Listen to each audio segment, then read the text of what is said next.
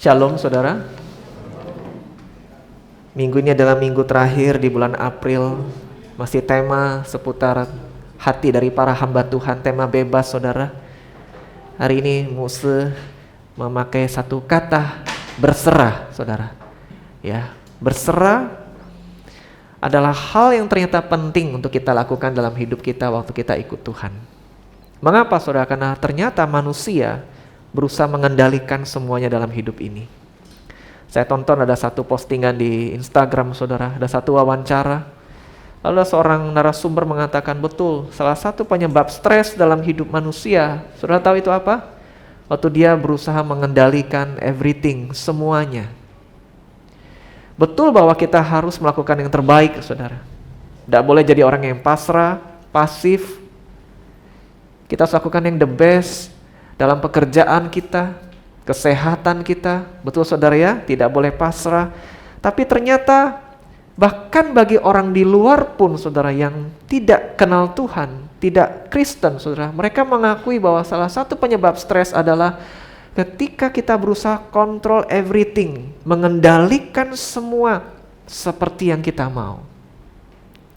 Karena itu sepanjang hidup kita, entah kita masih muda, parubaya ataupun sudah tua, kita perlu belajar satu hal namanya berserah. Hari ini ada 4 ayat yang akan saya bagikan bagi saudara, tapi mari kita awali dengan 2 ayat pertama.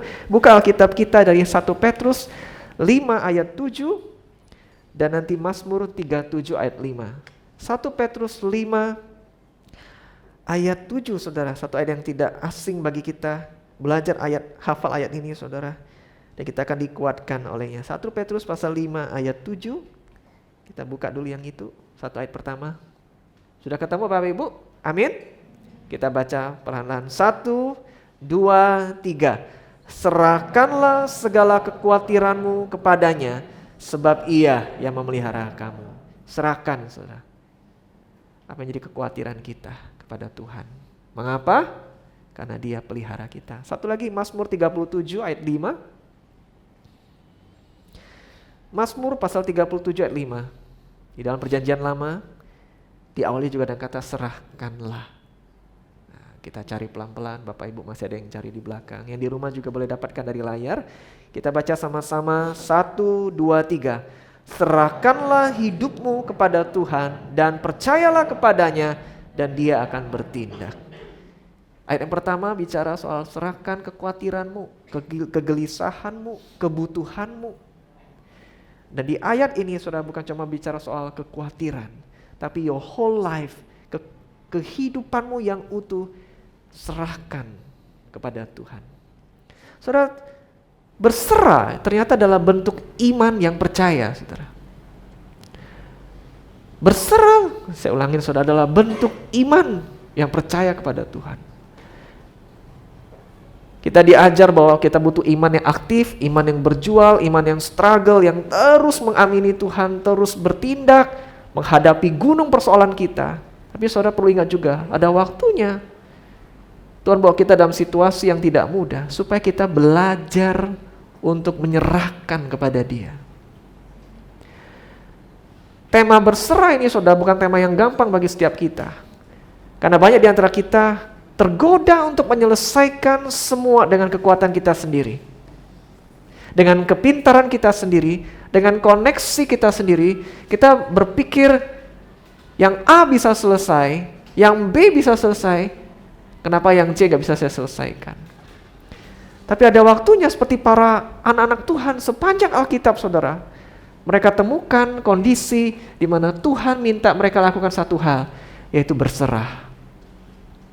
Kapan ini terjadi saudara? Waktu saudara bentur dengan situasi yang nampaknya lebih besar daripada kita. Kalau situasinya sepele, gampang, saudara selesaikan aja dengan cepat. Tapi kadang Tuhan menuntun kita menghadapi satu seakan gunung yang lebih besar, yang mustahil bisa diselesaikan, yang mustahil akan bisa didaki, yang kayaknya nggak bisa dihadapi. Tuhan bawa kita, giring kita, bukan untuk ngancurin kita saudara. Bukan buat kita untuk jadi kolaps, jadi depresi, bukan. Tapi Tuhan bawa kita supaya iman kita naik kelas. Abraham saudara, kita Kita sudah sering dengar kisahnya, tidak mungkin lagi punya anak. Apa yang bisa dilakukan? Dia hanya berserah saja pada janji Tuhan. Lagu yang kita bosan naikkan bagus ya tadi ya. Tuhan lebih daripada kata. Barusan kita nyanyi tadi saudara, dia akan tepati janjinya. Nah itu yang Abraham pegang, kalau Tuhan sudah ngomong, saya harus berserah aja pada janji Tuhan.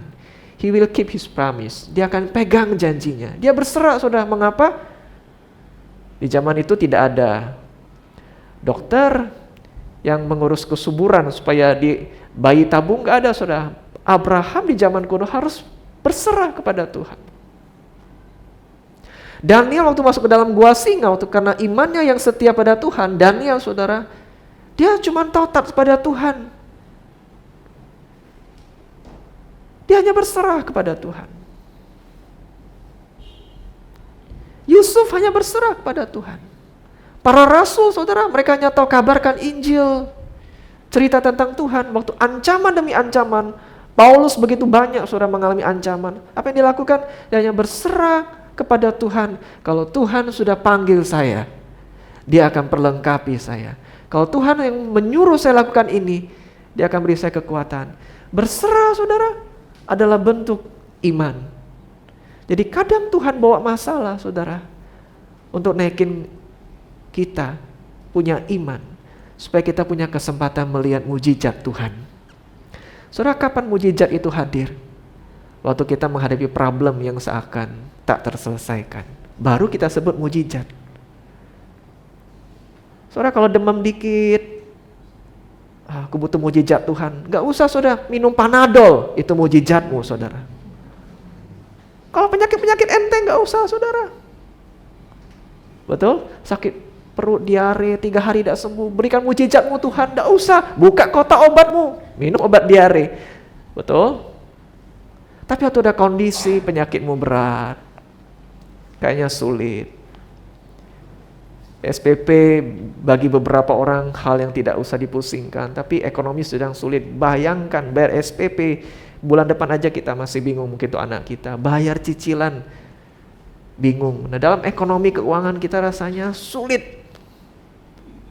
Keadaan yang buntu Tuhan bawa kita. Masalah relasi kita, seakan tidak ada jalan keluar, justru Tuhan bawa itu supaya engkau dan saya berserah pada Dia. Saudara buka satu ayat lagi saudara, Mazmur 62 ayat 8. Mazmur pasal 62 ayat 8. Mazmur 62 ayat 8. Ini yang ayat ketiga yang kita buka. Simpan satu ayat terakhir, nanti kita akan buka terakhir saudara ya. Sudah ketemu? Katakan amin. Yuk yang di rumah juga baca, walaupun engkau di rumah kita baca sama-sama. 1, 2, 3.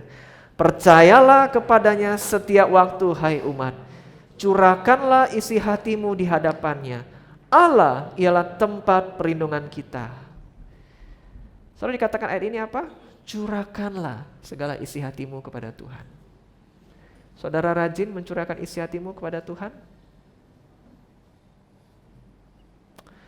Saudara, ternyata ayat ini mengingatkan kita ini tidak harus selalu nampak kuat, nampak hebat, nampak strong, nampak selalu happy, nampak baik-baik saja. Bahkan ayat ini mengingatkan kita punya pribadi Allah yang selalu kita bisa curahkan everything. Pergumulan kita kepada Dia. Mengapa saudara? Karena Dialah yang paling kita butuhkan.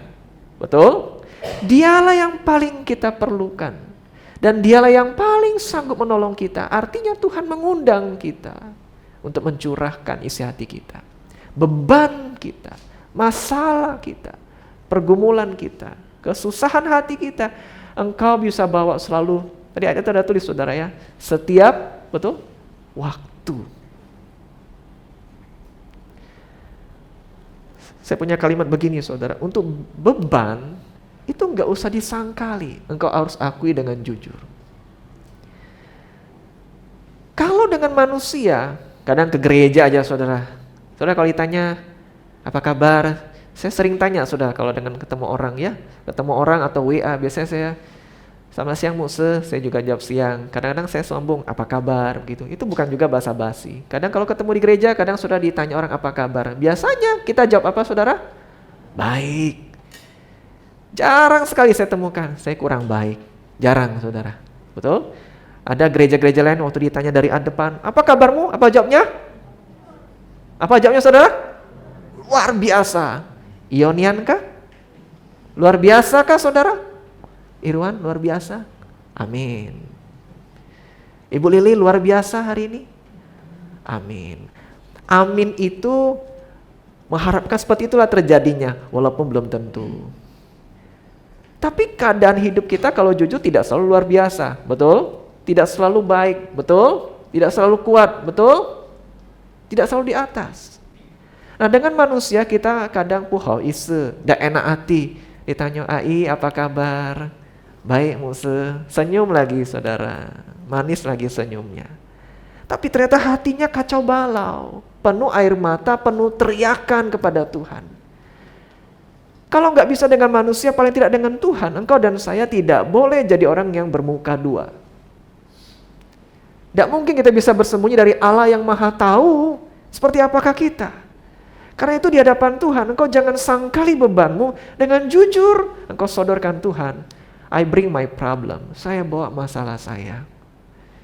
Saya nggak tahu menyelesaikan ini seperti apa. Saya bawa kepadamu. Saya akui dengan jujur. Nobody know, tidak ada yang tahu. Saya sebagai suami nggak mau bebani istri, nggak mau bebani anak, nggak mau bebani orang tua. Tapi saya diam-diam punya beban ini. Saya bawa kepada engkau, akui dengan jujur. Saudara, Tuhan Yesus saja, bayangkan saudara. Tuhan Yesus saja, dia Tuhan. Waktu di Taman Getsemani, saya selalu kagum dengan adegan ini, saudara. Apa yang terjadi? Dia tersungkur, dia akan mengalami fase peristiwa ditinggal bapaknya. Jadi bukan kayu salib itu yang membuat dia menderita saja secara fisik, saudara. Tapi keterpisahan dengan Bapa di sorga itu yang membuat dia menderita. Sebelum itu terjadi, Yesus dikatakan begitu berat. Dan ada ayat yang menarik mengatakan, hatiku sangat sedih, seperti mau mati rasanya. Dia curahkan semua isi hatinya kepada Bapa di sorga. Yesus yang adalah Tuhan pun, saudara, di satu titik dia mengakui dia sedang lemah. Nah, ini mengingatkan kita tidak apa-apa untuk tidak selalu strong bahkan di hadapan Tuhan. Engkau datang dengan kayak keadaan yang tercabik-cabik, sudah terkuras habis, engkau tidak tahu jalan keluarmu, engkau tidak tahu bagaimana menyelesaikan beban ini, engkau datang pada Tuhan. Saudara, untuk bisa mengalami damai, Tuhan ingin kita menyerahkan beban kita kepadanya. Amin. Amin. Alkitab, saudara, selalu menunjukkan dua kondisi. Waktu engkau ingin memperoleh hal yang baru, engkau harus let go, melepaskan yang lama. Nah, Alkitab selalu menunjukkan perubahan ini, transisi ini, saudara. Kalau engkau ingin mengenakan manusia baru, layaknya pakaian, mengenakan manusia baru, engkau harus menanggalkan manusia lama. Jadi ada yang dilepaskan supaya engkau bisa dapat yang baru. Di kitab Filipi, Paulus pun mengatakan, aku rela menganggap semua yang aku tahu tentang zaman duluku, kepintaranku, gelar-gelarku itu aku menganggapnya sampah supaya aku memperoleh Kristus. Filipi pasal 3, saudara. Jadi dia melepaskan supaya dia memperoleh yang baru. Nah, waktu kita ikut Tuhan, ternyata kalau kau ingin mengalami damai Tuhan, kau harus lepaskan. Apa yang kau lepaskan? Kau bawa bebanmu kepada Tuhan. Saudara, kehidupan kita ini kadang tidak suka melepaskan. Kita pengen pegang terus. Termasuk, saudara, kalau kita di rumah, berapa banyak di antara kita gampang merelakan barang-barang lama untuk disumbangkan, untuk dihibahkan, untuk dijual, untuk dibuang. Coba musuh tanya, berapa banyak di antara kita gampang, tanda petik, melepaskan barang, membuang barang? Angkat tanganmu. 1, puji Tuhan. Ada lagi yang gampang melepaskan, membuang barang? Ada 2, puji Tuhan, masuk sorga itu. Selebihnya saudara tidak gampang. Ibu Erlina gampang melepaskan barang. Tidak bisa Muse, saya lebih rela biarlah rumahku kayak gudang. Wah saudara, barang-barang bertumpuk. Itu ngapain kira-kira masih dipakai, Dak Ce? Sebenarnya jujur ya, gak pakai lagi, tapi Ada satu hal yang nggak akan hilang Musa, kenangan. Oh, banyaknya kenangan Cece di rumah ini, saudara. Saya kadang-kadang ke rumah jemaat, saya ingatkan, satu rahasia kalau engkau ingin punya rumah yang luas, kau harus merelakan barang-barangmu yang tidak terpakai. Hai para wanita, kau pengen punya baju yang baru? Saya ada lihat candaan saudara, seorang istri bilang sama suami, suamiku, aku tidak punya baju lagi, belikan aku baju. Begitu suaminya buka lemarinya, apa yang terjadi saudara? Apa yang terjadi? Bajunya banyak saudara. Suaminya bilang, boleh kita beli baju yang baru. Gak ada tempat lagi untuk gantung, ini mau di mana digantung, saking banyaknya. You have to let go. Kau harus relakan baju-baju lama. Kami punya kebiasaan di rumah, saudara. Saya juga sering sortir, saudara. Daripada baju ini ngendap di rumah, mending jadi berkat bagi orang lain. Betul nggak, saudara? Baju saya ada banyak, kemeja-kemeja nggak kepakai. Saya pikir, nggak lagi lah ini, nggak cocok lagi. Umur 40 udah cocok lagi pakai baju ini. Aduh, sudah lipat-lipat kasih orang. Yang nggak layak sudah jadi alas kaki, sudah nggak cocok, sudah masuk kotak sampah. Tapi saya sortir. Mainan-mainan bayi kan sekarang anak masuk hampir 2 tahun. Ngapain di gudang, simpen lama-lama juga nggak kepake. Punya rencana anak tambah 1 juga nggak. Sudah. Akhirnya rumah lebih luas. Dan lemari punya kemungkinan ditambah yang baru. Ini rahasia bagi para ibu dan para istri. Ya. Via sudah senyum. Kata Ade, kenapa dikasih tahu rahasianya nih Musa, bahaya ini. Tapi betul bukan? Nah, Alkitab pun menunjukkan transisi ini, saudara. Engkau harus melepaskan yang membebani hidupmu untuk menerima damai Tuhan. Saudara, terka Musa hari ini bawa batu. Ini kira-kira saudara berapa berat batu ini?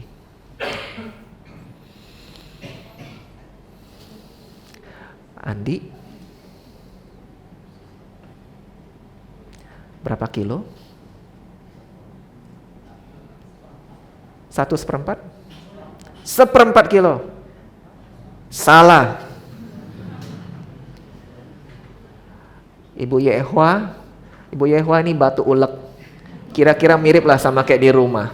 Berapa kilo? Musa selama ini janji 1000 janji. Payung lah, panci lah, Jesutian. Tidak pernah kasih hadiah. Musa janji, yang tebak ini benar, ada hadiah. Yehwa, 1 kilo. Salah Ai. Ade, tambah salah, pakai 2,5 matos kayak taunian. Kalau yang bisa tebak bener hebat ini, hebat ini. Santi, samonian Musa cak batu untuk jitak palak suami aku ini, samo. Kira-kira berapa kilo? Oh, kalau Santi benar hebat ini. Setengah. Salah. Mengecewakan jemaat GFCC Dempo ini. Feni, tahu kilo berapa kilo? 2,5 kilo. Agak kebanyakan, Fen. Terakhir deh ya. Nanti tidak selesai khotbahnya. Hangga.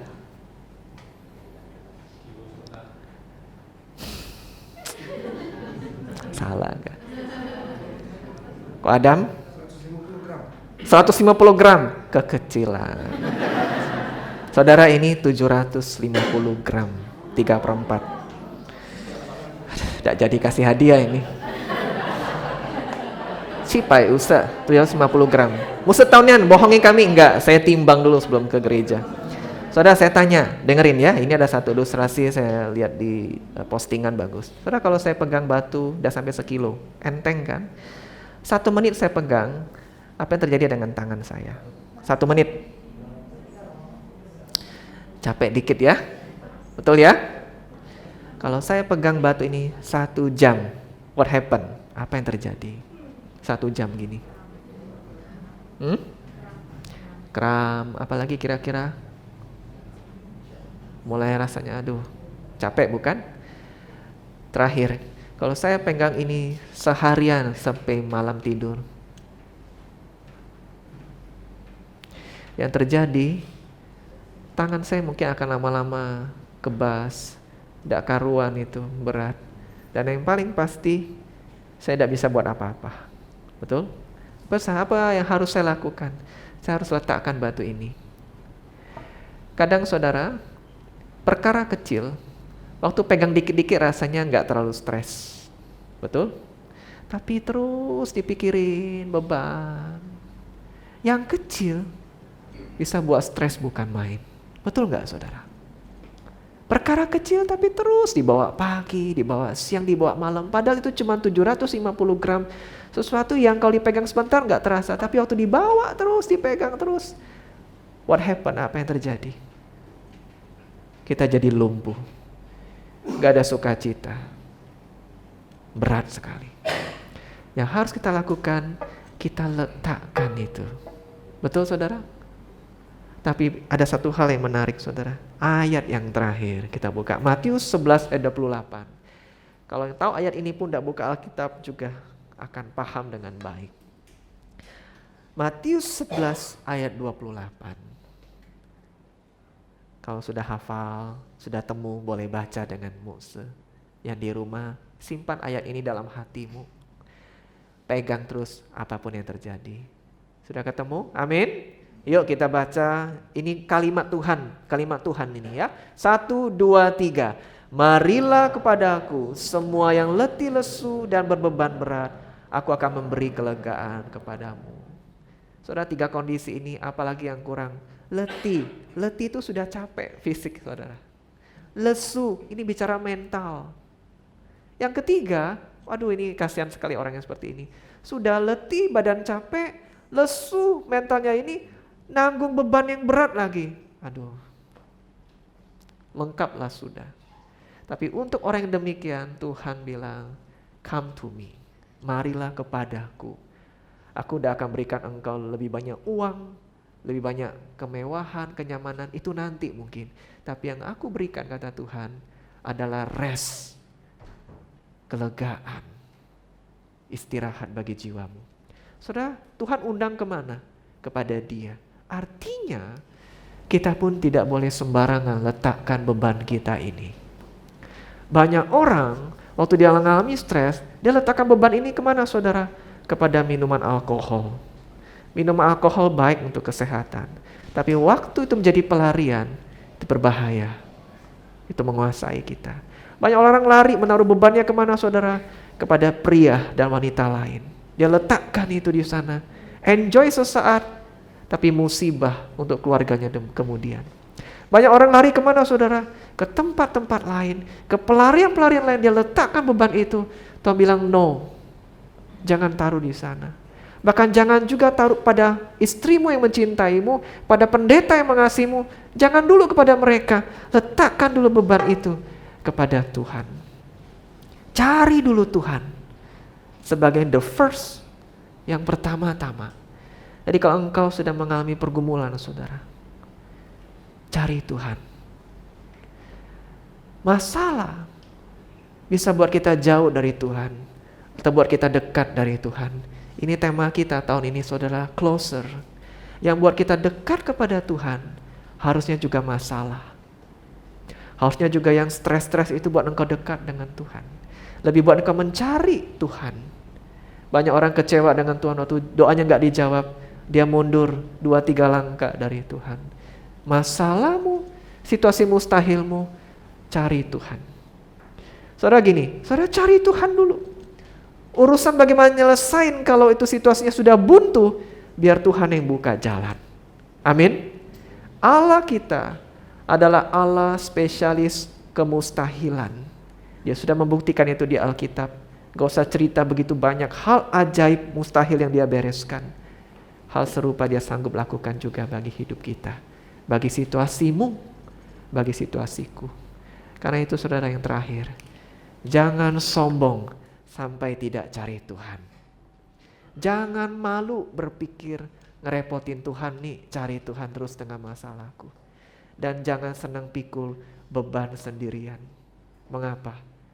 Yesus mau pikul itu untuk kita. Jangan sombong. Sekuat-kuatnya engkau butuh Tuhan. Jangan malu, Tuhan tidak pernah direpotkan oleh masalahmu, bahkan masalah yang berulang. Dan yang ketiga, saya pahami ini saudara. Waktu Yesus disalib saudara, dia kan tangannya terpaku ya saudara ya, betul ya. Banyak orang melihat kedua tangan ini menunjukkan satu pesan. Apa? His hands, tangannya selalu terbuka untuk kita. Terbuka menerima kita datang ketika kita mengakui dosa. Menerima kita dalam segala kelemahan. Dan tangannya yang terpaku itu, kan gak bisa tutup soal terpaku. Dia yang memberitahu kita, engkau kapanpun bisa datang dengan segala kondisimu. Aku menyambutmu. Nah saudara, pergumulan apa yang saudara hadapi? Hadapi sebaik mungkin dengan usaha terbaikmu. Tapi waktu kau sudah buntu, jangan jauh dari Tuhan. Serahkan kepada Dia. Nantikan pertolongannya. Dan kau akan lihat, sungguh Tuhan Yesusku ajaib. Amin. Sungguh Dia luar biasa. Anak-anak Tuhan sudah banyak menyaksikan ini. Hai para suami, para istri, siapapun engkau, anak-anak muda juga dengarkan. Doa jangan sampai bolong. Cari Tuhan ketika engkau sudah gak tahu lagi mau buat apa. Tapi jangan cari lalu terus mundur. Terus datang mendekat kepada Dia. Hari ini belum selesai masalahmu, datang lagi. Besok belum selesai masalahmu, datang terus. Saudara tahu, saya punya problem. Ada waktunya saya gak bisa ngomong sama Tuhan. Dalam silent, dalam keheningan, saya cuma diam. Tapi saya gak mau jauh dari Tuhan. Waktu saya saat teduh saudara, saya ada waktunya baca satu ayat, cuma saya diam, saya gak bisa ngomong lagi dengan Tuhan. Tapi saya bilang, God, Tuhan, you know, I know. Engkau tahu, aku tahu apa yang menjadi pergumulanku. Yang pasti, aku datang. Walaupun dalam keheningan, aku bawa masalahku, aku datang. Lihat titik terang belum, tapi yang pasti aku datang. Kuserahkan beban ini kepadamu. Mari kita berdoa, saudara.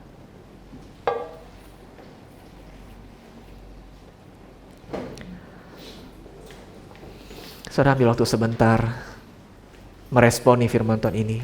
Tundukkan kepalamu, pejamkan mata. Ini waktunya engkau membawa hal pribadimu kepada Tuhan. Yang di rumah juga, Bapak Ibu yang menyaksikan khotbah ini, tundukkan kepala. Berdoalah secara pribadi kepada Tuhan. Apa yang menjadi pergumulanmu, apa yang menjadi bebanmu, mari bawa kepada Tuhan. Sadari bahwa Dia adalah Bapa yang baik. Dia yang terpaku di kayu salib, Dia yang mengundang saudara, mari kepada aku. Bawa bebanmu, bawa masalahmu. Andalkan aku. Dia akan menolong engkau. Dia akan menyelesaikan masalahmu. Dia akan bertindak luar biasa bagi hidupmu. Mari ambil waktu beberapa detik, 1 menit, saudara berdoa pribadi kepada Tuhan. Katakan, Tuhan, ini aku datang. Kuserahkan kepadamu.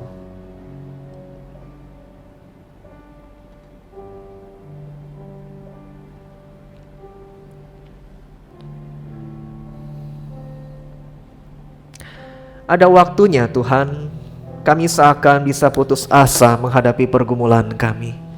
Ada waktunya Tuhan, hati kami ciut, semangat kami ciut, melihat tidak ada titik terang untuk masalah kami. Tapi kami bersyukur bahwa Tuhan kami ada di sisi kami, peduli dan tidak pernah menutup mata untuk apa yang kami alami. Tuhan Yesus, hari ini kami datang kepadamu. Kami menyerahkan hidup kami menyerahkan kekhawatiran kami menyerahkan setiap beban kami ke dalam tangan Tuhan. Karena kami percaya Engkau lebih besar daripada pergumulan kami, Engkau lebih besar daripada masalah kami. Engkau akan sanggup menolong kami. Tuhan, kuatkan kami, tolong kami untuk sabar dan tekun berdoa, terus berharap yang terbaik kepada Tuhan. Tuhan yang sudah baik bagi kami di masa lalu akan terus baik bagi kami selama-lamanya. Terima kasih untuk firman-Mu. Kami datang kepadamu. Dalam nama Tuhan Yesus kami berdoa. Amin.